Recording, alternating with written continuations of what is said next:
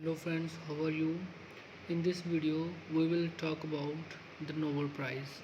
Okay, it is very important for UPSC, SSC, all defense exams, JK SSB and JK Police.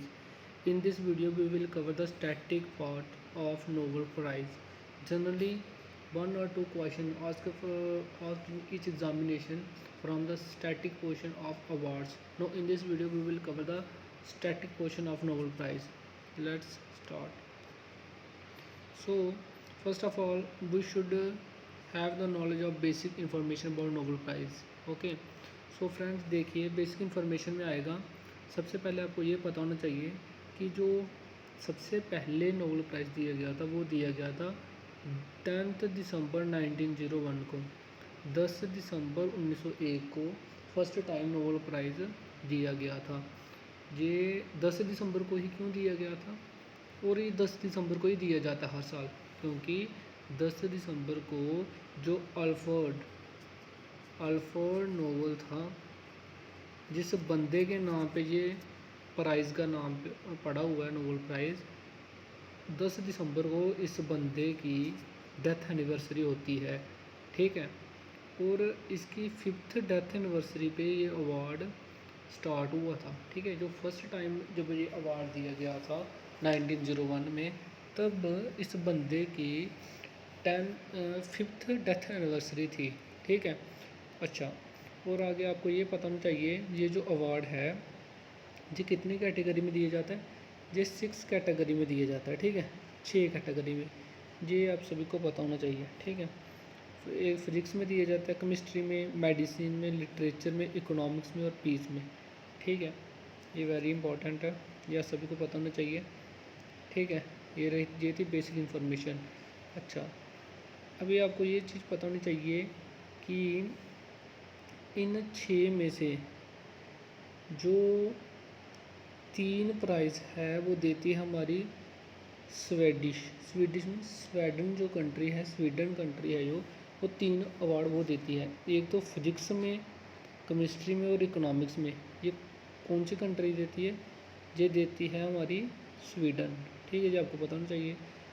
लेकिन जो piece में जो Nobel prize मिलता है piece में, वो कौन सी कंट्री देती है? वो देती है नॉर्वेजियन एक कंट्री है जो नोबेल प्राइज़ पीस में देती है। ठीक है, अच्छा, अभी हम इसके बारे में, इसकी सिलेक्शन प्रोसेस के बारे में पढ़ेंगे। इसकी सिलेक्शन के लिए एक कमेटी बनाई जाती है जिसका नाम होता है नोबेल प्राइज़ कमेटी। ठीक है, इस कमेटी का ये काम होता है कि इसने पूरे वर्ल्ड में ऐसे बंदे ढूंढने होते हैं जिन्होंने कोई नोबेल काम किया हो। ठीक है, ये जो मैंने आपको 6 कैटेगरी बताई, इनमें से कोई भी नोबेल काम किया हो उसमें ये अवार्ड देते हैं। ठीक है, और ये साल में 6,000 एप्लीकेंट अप्लाई करते हैं नोबेल प्राइज़ के लिए। ठीक है, फिर ये जो कमेटी होती है नोबेल प्राइज़ कमेटी, ये क्या करती है? 6,000 बंदे की वो जांच पड़ताल करती है। ठीक है, कौन सा बंदे ने क्या काम किया है, फिर उसके आधार पर क्या करती है? सिलेक्शन करती है। ठीक है, फिर जो यंगेस्ट नोबेल प्राइज़ विनर है वो कौन है? मलाला यूसुफ़ज़ई। इसका आपने नाम सुना होगा न्यूज़ में। सबसे यंगेस्ट जो है वो है मलाला यूसुफ़ज़ई। वो इसको, ये पाकिस्तान की थी, इसको कितनी एज में मिला था नोबेल प्राइज़? 17 ईयर्स में। और कब मिला था? 2014 में। ये डेट्स आपने याद रखनी है। ठीक है, अच्छा, एक बात और याद रख लेना, जब मलाला यूसुफ़ज़ई को नोबेल प्राइज़ मिला था 2014 में, तो इसके साथ एक इंडिया का बंदा भी था। ठीक है, जिसको मिला था। इन दोनों को कॉमन, मतलब कि दोनों को कंबाइन मिला था। कैलाश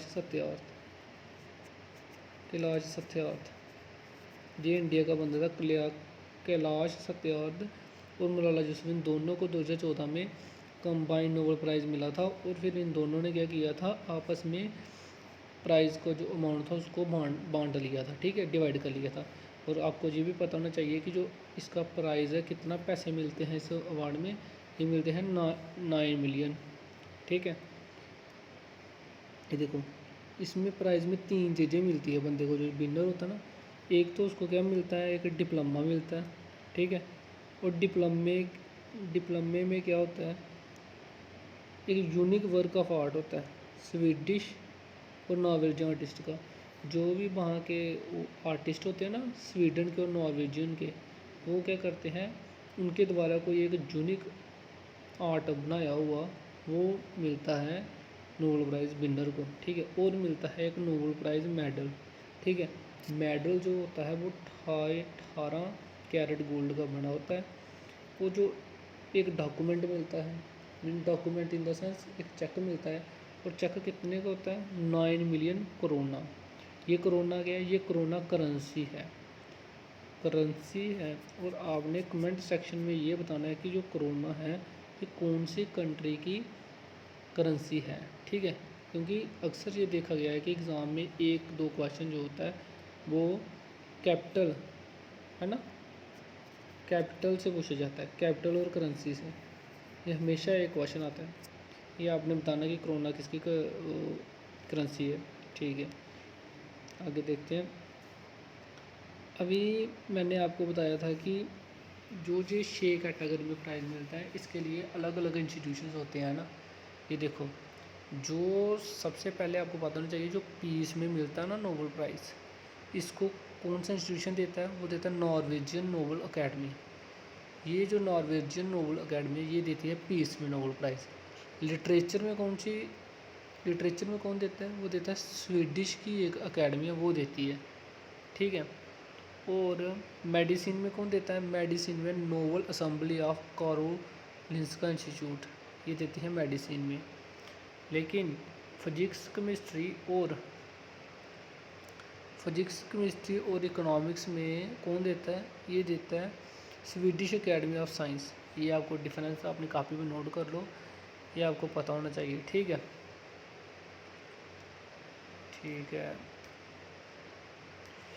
उसके बाद हमने पढ़ना है इंडिया के जो बंदे हैं जिन्होंने नोबेल प्राइज़ जीता हुआ है। ये हमेशा एक क्वेश्चन स्टैटिक में पूछते हैं कि बताओ कि रविंद्रनाथ टैगोर ने किस में जीता था। ये आपको मैं बता दूं, रविंद्रनाथ टैगोर ने एक लिखी थी बुक गीतांजलि, ठीक है। गीतांजलि का नाम सुना हुआ है। गीतांजलि किसकी बुक है, ये बुक है डॉक्टर रविंद्रनाथ टैगोर की। अच्छा, हुआ क्या कि 1910 में एक ब्रिटेन का, यूनाइटेड किंगडम का एक पोइट था, ठीक है। उस पोइट का नाम क्या था, उसका नाम था W.B. यीस्ट। ये जो बंदा था, इसने क्या की थी, इसने एक काम किया था, इसने ये किया था कि जो गीतांजलि थी ना, इसको ट्रांसलेट किया था किसमें, इंग्लिश में, ठीक है। इसने इसको किस में ट्रांसलेट किया था, इंग्लिश में, ठीक है। और इंग्लिश में ट्रांसलेट किया था, और इसकी वजह से ही रविंद्रनाथ टैगोर का जो गीतांजलि थी ये पूरे वर्ल्ड में फेमस हुई, ठीक है।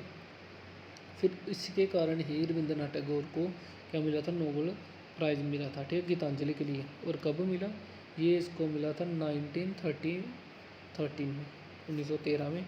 और सबसे पहले अगर इंडिया का कोई बंदा पूछा जाए तो जिसको नोबेल प्राइज़ मिला था वो था हमारा रविंद्रनाथ टैगोर, और इसको कब मिला था, 1913 में, ठीक है।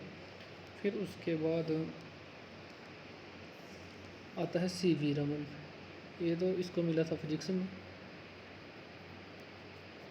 ठीक है। रविंद्रनाथ टैगोर को किस में मिला था, इसको मिला था लिटरेचर में, ये याद रखना है, लिटरेचर में मिला था। C.V. रमन को मिला था फिजिक्स में, कब मिला था, 1930 में, रमन इफेक्ट के लिए, रमन स्कैटरिंग इफेक्ट आपने सुना होगा, है ना, उसके लिए मिला था।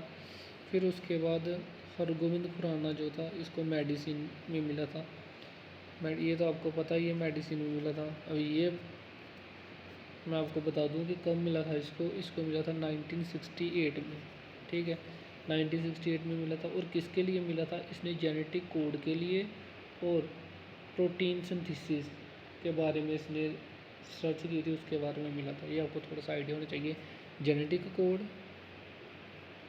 ये आपने 2-3 वर्ड याद रखने, जेनेटिक कोड और प्रोटीन सिंथेसिस, इसमें इसको मिला, ठीक है। और उसके बाद मदर टेरेसा को, ये आपको पता चाहिए, मदर टेरेसा को मिला था 1970 में। इसको मदर टेरेसा को इसमें मिला था पीस में, है ना, पीस में मिला था। और एस चंद्रशेखर जो था इसको किस में मिला था, इसको मिला था फिजिक्स में, ठीक है। और जो एस चंद्रशेखर था इसको मिला था फिजिक्स में, पर लेकिन इस अकेले को नहीं मिला था, इसके साथ एक यूएसए का बंदा था, इन दोनों को मिला था। जो यूएसए का बंदा था उसका नाम था अल्फ्रेड फुलर। ये चंद्रशेखर और फुलर, इन दोनों बंदों को कंबाइन मिला था ये अवार्ड, ठीक है। आगे आता है हमारा नाम बी एस नॉयपॉल। इसका पता नहीं, आपने शायद नाम ना सुना हो। इसको भी मिला था नोबेल प्राइज़, इसको मिला था 2001 में, इसको मिला था 2001 में। और किस में मिला था, लिटरेचर में, ठीक है। ये हमने याद रखना है, लिटरेचर में, क्योंकि हर बार वो यही पूछते हैं कि बताओ कि सी वी रमन को किस में अवार्ड मिला था नोबेल प्राइज़, फिजिक्स में, केमिस्ट्री में, या पीस में, लिटरेचर में, ये पता होना चाहिए। बी एस नॉयपॉल का याद रख लेना, इसको लिटरेचर में मिला था, ठीक है। फिर उसके बाद बी रामाकृष्ण है, इनको किस में मिला था, यही बंदा था जिसको केमिस्ट्री में मिला था, है ना। केमिस्ट्री में अगर सबसे पहले इंडिया में किसी को अवार्ड मिला वो है रामाकृष्ण, ठीक है। इसने क्या की थी, study of the structure and function of the ribosome की स्टडी की थी, इसमें मिला था इसको, रामाकृष्ण को। या कैलाश सत्यार्थी का तो मैंने बता ही दिया कि जो लाला जी को 2014 में जो अवार्ड मिला था नोबेल पीस प्राइज़, उसमें जो आधा कंट्रीब्यूशन था वो इस बंदे का था, कैलाश सत्यार्थी का, ठीक है। ये थी आज की हमारी वीडियो। आई होप आपको वीडियो पसंद आई होगी। यार थोड़ा लाइक शेयर कमेंट वगैरह कर दिया करो, ठीक है। तो इस वीडियो में मिलते हैं जल्दी।